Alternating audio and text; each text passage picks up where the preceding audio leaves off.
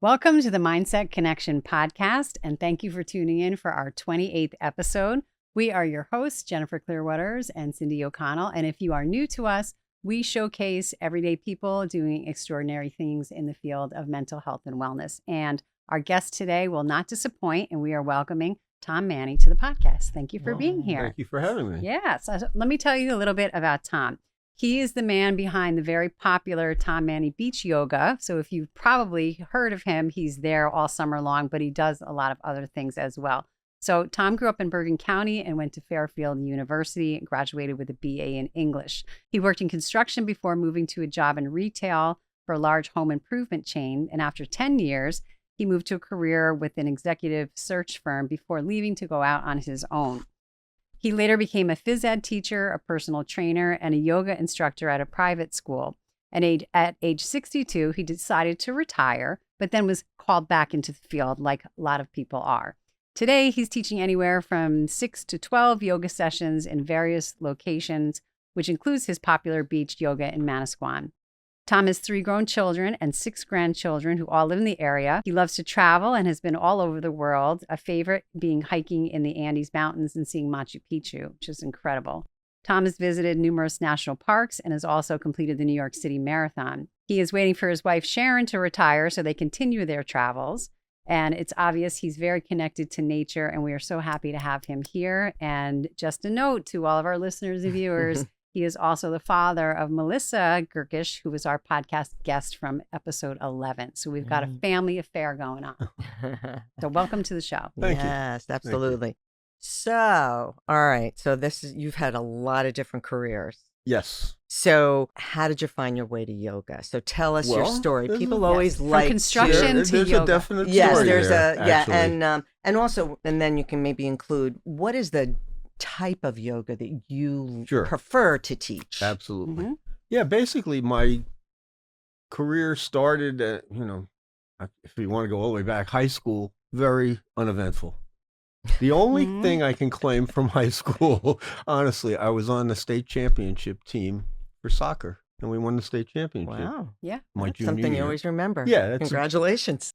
one of the only things I do remember about high school, really, because it was fairly uneventful for me. Went to college in Fairfield, Connecticut, graduated with a BA in English with thoughts of being a great writer or working for a newspaper, and didn't really work out, as those careers are very, very far and few between, the successful ones anyway. So I worked for a year. I wasn't sure what to do, so I worked in road construction for the county of Bergen County. It's a tough job, outside all year long, winter, summer, all the different elements. And I learned a lot about what I didn't want to do in life. Yeah. And I didn't want to do that. Yep. And, all the men I worked with were in their 40s, 50s, and I was just this kid out of college. And it was an eye-opening experience for me to see how they lived, good and bad. And I did that for a year, and then I went to work for a search firm where I worked there for, at least 10 years in this one location up in Paramus, North Jersey. Then I was recruited, oddly enough, by a different search firm. They hired me, but they were based in Chicago. And they made a deal with me that I could stay in New Jersey. They would pay for a satellite office. And I worked for them. I had to go out there once a month to Chicago to visit with them and just go over things, etc. And that was very interesting. I liked that, But after a while, I felt like I was doing all the work. Granted, they were paying the overhead, but they took 50% of all the money that I brought in. That's a lot. It was a lot. Yeah. And I felt like they weren't really giving me 50%. Basically, the rent, that was it, and the phones. There was really no other. I didn't have a secretary or anything. So I went out on my own, where I would get 100% of the income. Does that make sense? Yep. Yeah. And that worked very well for a few years. Then I took it a step further, because what happened was the internet all of a sudden exploded with all these different job search. I don't think Indeed was around then, but there were a bunch of others, Monster.com, where people were going right online and finding jobs. They didn't need search firms. Yeah. So through my connections that I had developed over the years, I got hired as a contract employment person in a company right here on Industrial Way called Spirent. I don't even think they're around anymore. And they brought me in, gave me an office, gave me a secretary, equipment, and basically they just said, here are the positions we need filled, fill them. Whatever you need to do to get these people, wherever you need to find them. And it was a weird situation because I knew that the more successful I was, the contract would end sooner. So I got Yes, right? Do I hurry it up like if or somebody do I said, slow it down? I can't get in there for 3 weeks for the interview, I'd be like, okay, Yeah. no problem. We'll wait for you. Yeah. So I dragged that out for a while, actually. And I was very successful. I did get their positions filled, and I made some nice contacts there as well. But at the time, I was also going through a divorce, and it was not a pleasant one. I don't know how many are really. And I was working on my own again.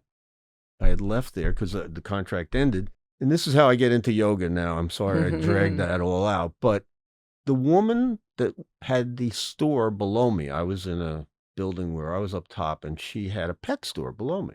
And I got to know her, and she was very nice. And, I enjoyed her in company and this and that. And one day she said, would you like to come with me to a yoga class? And yoga? What? I had never What's even, that? Yeah. I never even knew anything about it really, other than a little bit I'd seen on TV or whatever. So I went with her and I loved it. The first class I fell in love. Look at that. I You were drawn absolutely to it. loved it. And the thing I loved the most was just the peace and quiet and the serenity. The other parts I came to like, but that was what really got me into it because I really feel like the world is very noisy. And I love when a yoga class starts, whether I'm taking it or teaching it. People will be like frantically talking. Everybody's having a good time. Everybody knows everybody. And then silence. Yes. And it stays that way for a whole hour. Where can you get a group of people together that everybody's talking, everybody's friendly, and then nothing for an hour? It's Says great. viewers, true. the man who left his car or his phone in the car. He didn't even bring it in Right. to the studio. Well, Wow. yeah. So it hooked you in right away. Yeah. So Mhm. I was hooked. And I kept going back to the same class with the same instructor, woman, who's now down in Florida, actually has her own studio down there. I still keep in touch with her. And eventually she said to me, she's out of the blue, she came up to me one day. She goes, you should become an instructor. You have a very good vibe. You have a good voice for yoga. It's not shrill. It's not hoarse. It's, very calming. And I think you'd be good at it. I was like, oh, okay. Well, and I thought about it for a while. And then finally I went, got the training and became an instructor. A little nerve-wracking in the beginning, the first few times you get in front of people and they're all looking at you like, okay, what do you want us to do? But I enjoyed it. So it really wasn't that something that I would be that nervous about. I thought I would be much more intense about it, and I wasn't. I was very You calm. were I ready don't know. for it. Yeah, I It's really caught was. you. A little postscript on the woman that brought me to the yoga class, who I kind of had a fancy for at the time. I turned out she was gay, and I didn't know that, and she never said anything. So, but I eventually found that out. So anyway, that was You were. It side was note. meant. It was meant to be. You were meant to go to that class. Yeah. Absolutely, Yeah. absolutely. And had I not, I don't think I ever would have gone to yoga at all. Look at that. It's Right. So she actually saw something in you. You thought she was interested in you, but she actually saw She something in said you after- that yeah, was like, this. She said, this "You're going to guy- like this. You're I gonna know like, you're going to like yes. this." Yep. And I was like, Yes. all right, well. Okay. Yeah. Wow. Wow. So that's So where it tell me started. about the type of yoga that you actually teach. Once I got into teaching yoga, then I decided I'm going to go to every type of yoga I can So think Good of, for you. Yep. and just see what I like and what I don't like, and try to steal ideas or concepts from different people. People don't always understand there's so many different types Oh my of gosh. yoga. You just think you're going to yoga, but then you And don't there realize. were quite a few that I was absolutely turned off. Mm-hmm. And usually the ones I was turned off the most were the ones that were really physically challenging to the point where it was like stressful. Exhaustion. And I used to leave there and say, that wasn't relaxing. I'm exhausted mentally and physically, because when you are struggling physically to do a yoga position, you're mentally stressing yourself because you realize you maybe can't do it. Mm-hmm. And it's not a positive experience at all. So, and there are all kinds of yoga. The other, there's so many different variations, but I kept coming back to this concept of peacefulness, serenity, relaxing your mind. Your body relaxes when your mind relaxes. That's why at night, if you can't fall asleep, it's because your mind is too active. Mm-hmm. That's all it is. So I actually use the relaxation that we do at the end of yoga, usually. I use that to fall asleep at night. It works every night. I never have a problem falling asleep. So your voice even changed as you started to talk about peacefulness. Yes, serenity. you had your yoga voice. Yeah, you put your voice in, so I was like, oh yes, I could take his class. Yeah, right away. It's got to be a good voice. And again, what I found was a lot of the people also wanted more of a gentle yoga class, just a more of a meditative. You still do all the movements, but just very calm and quiet and peaceful for an hour. It's such a good thing. You could just sit in a chair in your house for an hour. That in itself. You're right. Make you feel great. But nobody does Well, it. that sounds terrifying to a lot of people because, like you said, their minds are so busy. But tell us what your relaxation is. Like, tell people what you do for the nighttime relaxation. One of the things I do is I get up every morning by 5, and I spend 1 hour I'll have a cup of coffee, and I just sit and relax. I'll maybe look at some things online that happened the night before. Check out sports, because I'm a big sports fan. So I always have to look at all the scores and the box scores and who scored this and who did that. And between that and the yoga classes that I have, even when I'm instructing, I still find myself being relaxed more than if I wasn't. But the ultimate is when you're doing it yourself, obviously. The only problem I have sometimes, though, as an instructor, when I'm at someone else's class, is I start second guessing some of the things they say or do, or the things they have us do, and I start picking it apart in my head, or taking ideas and saying, I got to remember that. I got to remember that phrase. That's really good. That's right on point. Instead of just taking the class. Yeah, I almost relax more when I do it by myself or just instruct it. Because when I'm instructing, it's totally silent, and I'm the only one a lot of times with my eyes open, because I'm looking around, watching everybody, making sure everybody's okay doing what they're doing. But I don't like the physical challenges. I think Western civilization in general has taken yoga and tried to market it to a broad group of people, particularly the gym rats. And they ruin it. Mm-hmm. Because if you want to work out, go to the gym. Yoga should not be a workout. It's a work in. You're working on yourself. It's a mind-body connection, and that doesn't happen when things are so strenuous. I'm a big proponent of exercise and going to the gym and working out and all that stuff, but not in yoga. I don't think, and I've studied a lot about yoga's origins and how it's done in like India and Nepal. Totally different than here. Mm-hmm. Here it's become a thing where every health club, every gym now has a yoga class. We call it gym yoga. Yeah. Yes. And that's how it sounds. I went to one a club here recently, and as I'm lying there in the beginning of the class, I can hear basketballs bouncing and just weights dropping. And it's just like, it's not yoga. No. So the one thing I would recommend to people is if they're going to go and try a yoga class, go to a studio. Yeah. Because that's really dedicated to yoga at least. And then, obviously, if you're first starting out, I would recommend a very easy, gentle yoga class. Yeah. And that's usually in the description of the class. Yeah, too. most of the time. And almost every place now has one class. They don't have a lot of them, but they'll have one. Right. And I used to get so annoyed, even with my fellow yoga instructors. I have a lot of friends who are yoga instructors, and I would hear them say, "Oh, man, that class tonight, I'm going to kick their butts." And I'm thinking to myself, why are you thinking that way? Why would you want to do that? If you're personal training them, fine. Make them work hard. Make them push beyond what they can do. In yoga, that's the last thing you want to do. When you get into a certain position, you don't want to push beyond it and cause stress. Yeah. But you don't want to hold back either. I always use an example with the classes of a stop sign. You drive up to the stop sign. You stop at the sign.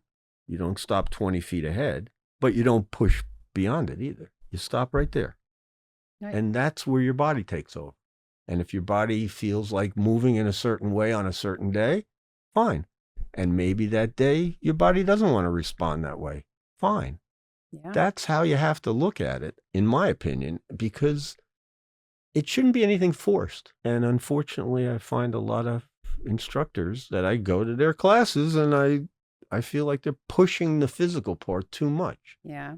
I, in fact, encourage people, do what you want in the class. Sure, it's your yoga class. Yes. I'm just here to facilitate and give you a roadmap. You drive the vehicle. That's the sign of a teacher that's egoless. Yes. In a sense, because if you, I've gone to yoga classes where it's almost like a performance by the instructor. And I'm like, yeah, exactly. Doing things that no one else in the room can do. Like, what's the purpose? Yeah. I had a guy, I do a class down at the Bayhead Yacht Club. Beautiful, up on their third deck, overlooking the bay. It's just spectacular in the summer. And I had a fellow that used to, about midway through the practice, he would just lie down and stay like that for the rest of the practice in the Shavasana. And I remember going up to him one day and saying, I don't mind that you do that, but what's your whole philosophy on this? He goes, I had enough. He goes, I get to a certain point and I just like the music that you play and I like just laying back and relaxing. Wonderful. Like, that's your yoga. Great. Yeah. Okay then. Yes. I mean, Lacey's coming, and you could have been the instructor that says like, well, you should do the whole class. Oh, right? But I think we've been in classes yes, where you two have been in classes. God forbid you try doing that. Yeah. And this guy used to just lay there for at least the last 30 minutes. Well, so he was internalizing exactly what you're talking all about peacefulness Yes. and relaxation. Yes. And I get the sense, Tom, too, that you embody the practice. You may not be doing everything; you may be just talking them through it. Mm-hmm. But you're in your mind. You're feeling yourself reaching up. Absolutely. And that's the whole. That's the key. Mm-hmm. And you can tell when an instructor is doing that. Yes. Oh, They're you can doing tell. it I've with already you. been to classes where I felt like the instructor was actually distracted. Yes. Or they're checking their phone. And that's a no-no. Are you Please, kidding instructors, me? definitely not. No. Yeah. But of course, the people that I bring their phones into yoga. Why would you bring your phone into the yoga class? Mm-hmm. They all say they turn it off. There's always one that forgets, and all of a sudden their ringer goes off in the middle of the class. Yeah. It's like, why would you even bring it in the first place? What do you need it for? You can't. I always tell people, once you get in the yoga room, that's your world. Those four walls. You don't know what's going on outside. If you did, there's nothing you can do about it anyway. So just surrender and say, okay, this hour I'm sacrificing to make myself feel better. I love Surrender. that. Surrender. I love it. A lot of people can't. Yes, Yeah, I that's know. A lot of people won't even do yoga No. Yeah. because in their mind they can't. No. Let's talk about the beach yoga. Because now we're that's moving my from the favorite. studio to the Mhm. beach yoga. Yeah. So how did you even get the concept of doing beach yoga? How did you get your spot? And how did you make it so much more popular? I just, a lot of people were doing it already in Point. I don't know if you know Carrie. Gary. Yep. Mhm. Great Yeah. instructor. And I used to go to a lot of her classes at the Atlanta Club. And she talked about the beach yoga, and I was like, I bet that would be really cool to do. So I approached the township, Manasquan. They told me where I could do it. There were really no rules. They didn't provide me with any equipment because I have the beach. That's the whole venue. Yep. And it's a whole different thing because whenever we get situated there, everybody will be sitting on there. And most people bring like a giant towel or even a blanket. You can't use a mat on the sand. And you're facing the ocean. And it's 7:30 in the morning. The sun has already come up. It's beautiful. It's so peaceful. Sometimes we get the dolphins going by. And it's just a whole different way of doing yoga. I do pretty much the same practice, but I kind of dumb it down from a physical standpoint a little bit because on the sand, the balance, you don't have that steady or the surface isn't firm enough for certain practice. But how did you get people to start coming? Because it's pretty popular. Yeah, it's very popular. I usually have about 20 people every morning. And you do it several times I do Monday, Wednesday, Friday, and Saturday every week. So a lot of people, people from all over. I've had people from Europe, Hawaii, Midwest, California. Well, because we get a lot of people in Manasquan visiting. Yes, of course. And they decide that they're going to get up early to come to And they say, class. oh, there's a yoga class here. Because Township does a good job. They put it on the website and everything. Right. So they under advertise it for you. Yeah. So I don't have to do any of that. And I only charge $10. Which is a bargain. That's a bargain. Which is very bargain. It could be $10 for a coffee. And I am Never mind a committed. yoga class for an hour. Committed. I am never going to change the price. Aww. Because it's not about the money. No. I mean, I do it to get paid. Yeah, I get paid, but if I didn't, I wouldn't care. Yep. Honestly. So $10, and they can Venmo or pay cash or whatever. It's very simple. If you haven't, it's not summertime anymore, but look up Tom Manni Beach Yoga and get your spot for next. It's really next relaxing season. to sit there and gaze out at the water. And I even tell people, I say, okay, make believe what you're looking at is a wall in a yoga studio. You're looking at the wall right now, the ocean, the dolphins, the sun, and it's, I wish they would come up. We actually talked about this at one of the practice. One of the fellows in the practice came up to me and said, somebody should come up with a wall in a yoga studio that like a flowing thing where it could either be a waterfall that actually, you know how they have those pictures that move, or it could be the ocean. How nice would that be to look at? And I was like, well, that'd be great. It's probably really expensive, Yes, but exactly. that's not a bad idea. Yeah. Well, So you also were a personal trainer? Yes. So still am. So tell us about that. Well, when I was working as a gym teacher at the Atlantic Club and the yoga instructor, I used to go at lunchtime up to the gym and work out because that's right there. And you get a free membership if you work at the school. And I got to know the trainers there. I talked to them. And one of them said, why don't you just get certified and then you can do this too? Yeah. Because I get out of school at 3. I have all that time afterwards before I'd have to, want to go home for dinner or whatever. So I did. And I had a pretty good following at the club. But the thing that really worked to my advantage, unfortunately, was COVID. As much as there were so many negatives about COVID, obviously, from a physical fitness standpoint, more people now exercise than they did before COVID. I don't know if you remember even in Manasquan, how many people were out walking. Oh. We would be like, because you couldn't do anything else. do all anything these people else. got dogs. Yeah. We were like, do you know that person? I don't know this person. Yeah. So that kind of combined with people wanting to do yoga or wanting to work out, but they didn't want to go to a gym because of the crowds. So people would hire me to come to their homes. And I did very well because it was 100% my income, obviously. And I enjoyed going to different people's houses and, just wait interesting. for people to see someone else. And it was one-on-one. One-on-one. Although I had one woman in Wall who used to bring 4 or 5 of her friends to her house for yoga. And I would do almost a class there. So That's It great. worked So out it worked great. out well. Yeah, it worked really well. So you're still not doing that. You're not doing personal I training. actually, You are.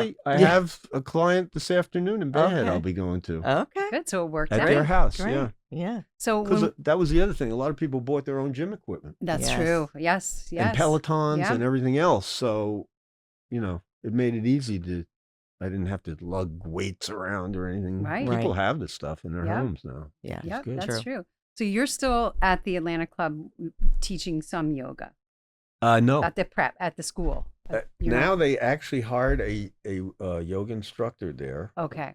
And because I didn't want to do that and gym as well. It's just, I told them I would come back part-time. So I'm just there Monday, Tuesday, and Wednesday morning and Thursday afternoon. That's it. For PE? Yeah. Okay, so And you're not. I that's was going it. to ask my. So it's a pretty easy schedule, and I have all my afternoons free except for That's Thursdays. good. Okay. So my question was going to be if you were teaching or when you were teaching with the children in a school system, because Mhm. Cindy and I are both school people. Yeah. What did that look like? Did It you find the was- kids were receptive? they Were the were teachers receptive? Totally into it. So they that's loved really it. They loved it. And you know what they loved the most? The peace and quiet. good. Oddly enough. Yes. They're limber. They can twist their bodies into positions we couldn't even dream up, Right.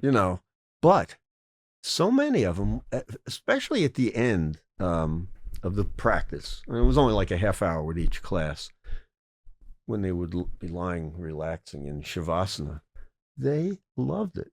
And some of them, the teachers would have to go over and like, come on, we're done Okay, now. we're done. They wanted. They to were do great. more. I had no problems with them. Even the real hyperactive kids would calm down. Yep. And I also did a few classes with a group of autistic kids. They absolutely love the fact that the lights get dimmed. It's very quiet. The sensory. Because one of the things, the sensory thing, they don't like a lot of Stimulation. Right. noise, and Right. they hated gym. Too They much loved stimulation. yoga. So Yeah, good. I'm so glad that you were doing that. When you were teaching with the kids, were the teachers included in the practice, or did something they would different? sit.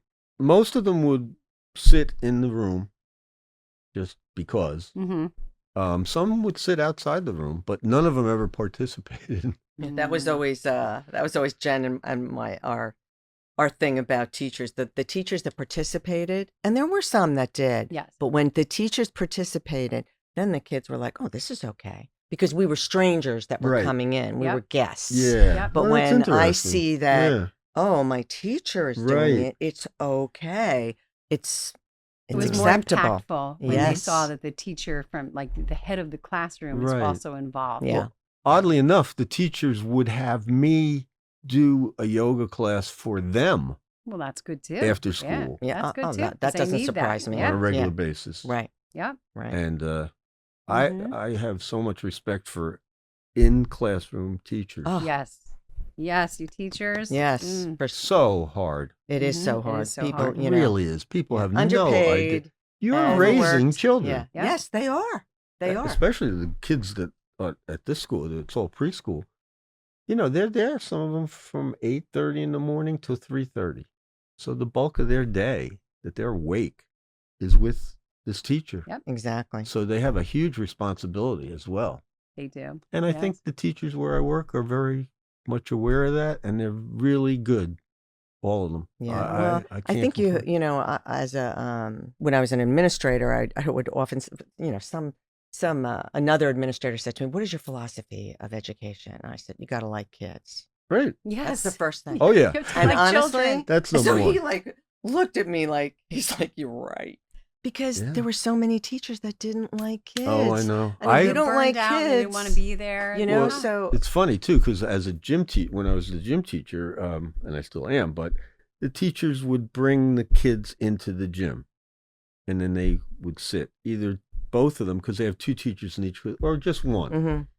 and they would, be complaining the whole time about this, that, and the other thing. Yes, or complaining about the kids. Yeah, Yeah. and some of them, I actually said to them, "Why are you doing this job? Why don't Yes. you go do I could something see you else? doing There's a that. million I could jobs see you out asking there. that. Yeah. Why Like, are I you?" did a lot of them. Go Why to are a you job here? where you Yeah. can sit in front of a computer and Yeah. you don't have to go I mean, I would actually say it to very work. politely, but Right. It was like, Yeah. to me, why are you here if you hate it? Well, And you don't like that's kids. that's another That's a whole whole area. Well, that makes but sense because, like you said that in your bio, you told us that you tried to retire. Yeah. So, like, what obviously pulled you back into the workforce? Well, kids. See, I you enjoy do them. I love really do. kids. you like You kids. like I kids. like kids and I like old people. Me too. The ones in the middle, I could take it or leave it. And even from a yoga instructor perspective, the kids' classes were fun. The seniors are great. The ones in the middle weren't. Yeah, Sometimes because they're so distracted. oh, Mhm. just And well, they're- they're the ones that would bring the cell phones in. exactly. And unfortunately, some of the women thought that it was actually a fashion show for Lululemon or Yeah. that Yes. leotard wear or Mhm. Yeah. whatever it is. And they would dress almost to the point of, I don't know, a little provocative, I would say. And I used to think, why? It's yoga. Wear your sweatpants. What is this? At You know. least you know which groups you like, right? You Oh, know yeah. You Yeah. got the Yeah. kids Yeah. and the older Yep. people, and And- that's where you're. Yeah. And now I really have come full circle to, I really think people 50 and over should all be doing yoga. 100%. 100%. Yeah. Yes. You know, And uh, it doesn't have to be hard. No. Because the fallacy, I remember years ago thinking, oh man, it must be really cool when you're retired. You don't have to worry about anything. You worry more when you're retired. No, you don't have. You've got your finances to worry about. You've got your health to worry about. You've got your kids, your grandkids. It's like way worse. We'll talk Yes, afterwards we're gonna about need- worry. Yes, you need, worry is no good. Worry is, Tom. and yeah, no. We can teach you, You made not it to worry. this point in life. You got to enjoy and relax and Exactly. enjoy your life. Exactly. Yes. So, in your Exactly. opinion, you've been in schools, you worked in gyms, you worked privately with people. It all starts with kids, right? So, Yes. what do you think is important right now for kids to learn about mental health and wellness? And it's going to be from schools. You said Yeah. it right there. That's where they spend the majority of their Yes. time. I So, think what do you think? they need to be able to have a vehicle or a way of relaxing themselves. Mm. Kids nowadays are different than when I was a kid back in the dark ages. They have so much to worry about, so many different things online, phones, Yeah. social media. It's just awful. And they are showing the effects of it. Yep. And they need an outlet besides sports. I love sports, but that's not the answer. They need a quiet outlet as well as a physical outlet. Because if you get hurt, now what then what? happens? Right. And Right. I've seen that. yeah. We have, Oh, You know, all of it's us like have. a mental sure. breakdown. For sure. You know, I'm hurt. I can't move. Who am I without my sport? Right. Exactly. Yeah. Exactly. I could see that. So yeah. That's a really, really great Mm-hmm. answer. Yeah. It's so true. And with the more and more technology that's out, the Oh, kids need it. They These really do. kids, and not to criticize their parents, but I guess I'm going to. They have them involved in so many activities. Mhm. I'll see the parents pick up the kids at school. Hurry up, get in the car. We got to get to karate. Yeah. We got to get to gymnastics. We got to get to this. We got to get to that. How about letting the kid go home and play? Exactly. Mhm. How many kids do you see playing in all the parks we have in Manasquan? Nobody. Yeah. Just the one park on weekends, Curtis Park. Yeah. Other than that. And one of the things I learned in being a phys ed teacher was that a lot of kids don't know how to play anymore. They don't. I don't have the would time take a to. bunch of equipment, balls, rackets, whatever I could find, put a big pile in the middle of the gym. Class would come in and I would say, okay, first 10 minutes, free time. Got all kinds of stuff here. Do whatever you want. At least a third of the kids would stand there and look at me and go, what do you want us to do? Yeah. Like, I don't know what to do. Mhm. Because they don't even know how to play. They don't even use their imaginations. When I was a kid, we were always playing fort and army and, All right. all Making these stuff different up. things. Yeah. There's so many things that are different now. I could go on and on. Writing in cursive. Yeah. Yeah. I took my grandson to get his driver's license. When they gave him the card to sign, he looked at me and said, I don't really know how to write my name in cursive. I'm like, I don't know what to tell you. Brayden. Yeah. then print it. I don't know what to tell you. I'm not going to sign it. That's The world has changed for sure. Let's talk about travel because I know you said you love to travel. You told us about all these wonderful places you've gone. What is your next venture? What's the next place? I've got a bunch of different things in mind. I do want to go back to Italy. Me too. I made my first time and my only time I went there. I went there not only to see Italy because I really, being Italian, I wanted to find out that. But my father had lived his first 8 years in this little village called Vincchio up in the, kind of up near Lake Como, but way up in the north part of Italy. And I made a pilgrimage and found this village. Wow. And I'm telling you, there were no signs. I was using Google Maps and it would say in a quarter of a mile, just turn right. There was no sign. It was just turn right and you'll see a road.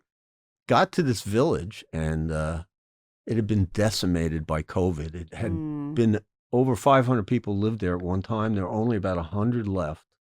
Most of the houses were abandoned. The church was abandoned. They had no police station. It was unbelievable. But we met this couple that we stayed in their house, actually. I had contacted they were the only place in this little village you could stay. And we stayed in one of their bedrooms. And the guy who ultimately had passed away, actually, years later, he took me and found the house that my father grew up in. Wow. That's wonderful. Which was very emotional. Yes, that's really wonderful. And it was a really cool thing. But we hit a bunch of different places in northern Italy, and I really loved it there. I want to go back. That's good. So that's next on the list. Yeah, Lake Como. We went to Cinque Terre, which is the 5 villages on the Mediterranean. We went to Florence, Vincchio, which is a village. And it was really... I want to go back there. Trip. I also have this thing about Wyoming because I was in Montana and I loved Montana. Loved Montana. Then I started looking at Wyoming's even more desolate. It's less than 1 million people in the entire state of Wyoming. Like we were saying it's like sacred ground. Yeah. Oh my gosh. Yeah. Honestly. Yeah. Yeah, it's healing. Yeah. And Afterwards. the feeling, the expansive feeling, because I'll never forget driving home, when we got home, pulling into our driveway, and I said, God, it feels so crowded here after being in Montana. Yeah. It was so different. So although the ocean, I got to live by the ocean. I know. Well, that's the thing. I know. But, That's why my other favorite place is Costa Rica. I've been there a couple times. Yes. I could live there, honestly. Yeah, maybe you will. Maybe. Got a lot of time left. Yeah. Yeah. All right. So we always ask people these questions. So how do you view failure? Don't overthink it. I view failure as something you learn from. Perfect. I tell my grandkids and my kids, okay, if you make a mistake, just don't make it again. Exactly. Because if you make it again, then you didn't learn anything. Right. If you learn from the mistake, okay. Everybody makes mistakes. Right. None of us Wonderful. are perfect. So what are your 3 most important strengths? I think I have an ability to be calm when it's not a calm situation. I really focus a lot on my health. I do not, there's a day does not go by where I don't do something physical in the morning. I usually 30 minutes every day, my wife and I will do something. Good. She'll do Peloton. I might lift weights. We go for power walks, something, yoga, whatever we do, but every single day, 30 minutes. Good. Okay. Yeah, as far as diet, well, have good days and bad days with that, right. you know. So what's your 3rd strength? That's 2. That's 2. I think I can be very comfortable being bored.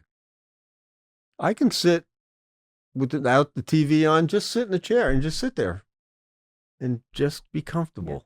But you know what? From boredom comes creativity after that. Oh, yeah. I'm thinking and feeling and things. maybe not call it boredom. Call it being with yourself. Yeah. Stillness. I don't need to have something going on. Yes. I can be comfortable doing Right. nothing. That's great. Right. Yeah. I love it. that. What's going well in your life? I mean, like you've so many things, but Well, hopefully my health and my grandkids. I keep getting more and more I have 2 twin granddaughters now. How They're nice. 15 months old. Congratulations. Yeah. And they're hysterical to watch. You know, every day it's different. And they're walking around now. They're starting to jabber. We don't know what they're saying yet, but they're talking. They talk to each other. Yeah. So that's really, That's I'm beautiful really to see. enjoying my grandkids a lot. And I'm so fortunate that they live near me. Yes. You know? You In are. fact, I was very flattered. My son and my oldest grandson, who we think is going to be going into the Air Force, asked me to go with them up to Woodstock this week. They have a place they rented just to do some hiking and stuff. How lovely. I was very flattered. You should be. Yes. You know, you want your Yes, father along and your Yeah. grandfather? Really? Okay, I'll go. Yeah, That's well, you're, wonderful. I thought you're it a was pretty great. cool grandfather, you're a I'd pretty cool say. grandpa, yep. You're I don't not know the about run of the that. mill Yeah. sitting in a chair. No, true. No. With a pipe. Yeah. with Well, with the pipe. Before we wrap up, I just want to make sure if people want to get in touch with you, because you teach all over the place, you have a lot going on, where can they find you? I would say the best way, honestly, is on Instagram under tmanny14. That's your Instagram. Yes. I will post things about yoga on there or schedules. So currently, I don't do anything now on the beach, but I do 2 classes in Wall in the evenings, Monday and Friday. I have a class at the Bayhead Yacht Club on Thursdays. I have 2 classes at the Four Seasons Retirement Community, which is actually one of my favorite. It's where my parents lived. They're both deceased, but they used to come to my yoga Oh, class. how fun. Yeah. So now they're gone, but some of the same people who used to come to the class who knew my parents, Are still there. they still still live there. there. Very They're getting nice. older. And that class, I really have to go easy Oh, with yeah. them. Yep. But they love it. They come back every week. Nice. That's wonderful. That's great. Yeah. Okay, so we'll put that in the show notes so people can find you. Yeah. So this is actually from our book, the Elevation Principles. Is there something that you want to change? Just yes or no. Yes. Okay. What's holding you back? My wife, some employment. Yes, you said that. You're waiting for her. You need to make her older. I want her to retire. That's what you get for marrying somebody young. Yeah, right? Oh, it is good and bad, you know. But I'm waiting. I Okay, keep Sharon. telling her, hey, come on. You know, Yeah. I'm getting older. If we're going to travel, because she's got the idea of van life, Oh. which I am not opposed okay. to at all. Okay. I would try it. Okay. All right. And, So, what is one thing you can do to move yourself forward? Obviously, You can give her a yeah, message, right? yeah, maybe she'll listen to this and get the hint. No, I Yeah. tell her and all the retire time. sooner. Retire Mm. sooner. All right. Before we wrap up, we've got about 2 minutes left. What do you do to take good care of you? Me? How do you handle the stress of everyday life? Well, I try to exercise every day. That helps a lot. I think that helps you de-stress if you are stressed. And I just want to stay healthy because I'm 73 now. I'll be 74 in December. I figure I got maybe 20 good years. Statistically, Yes. I mean, Yes. that's the way it Right. works. Yes. And maybe 15 of those will be real good. And then 5 might be, you know, depending on how my health is. So I'm trying to squeeze as much in as possible. Yes, And and you if you are. don't have your health, you don't have anything. Right. It's your foundation. Exactly. Yep. Exactly. All right. Okay. Well, Tom, thank you for so much for coming Yes, on the Thank show. you for having we me. are I running out appreciate of it. time, but what a wonderful, wonderful episode. We will be back again with another wonderful guest doing great things in mental health and wellness. And as always, Cindy has our final words of wisdom. So remember to pause, breathe, and then respond instead of react. And always do hard things. And Tom is a perfect example of someone doing hard things. Yes. Thank you Thank so you much. so Well, much. thank you Thank for having you. me. I Mhm. appreciate it.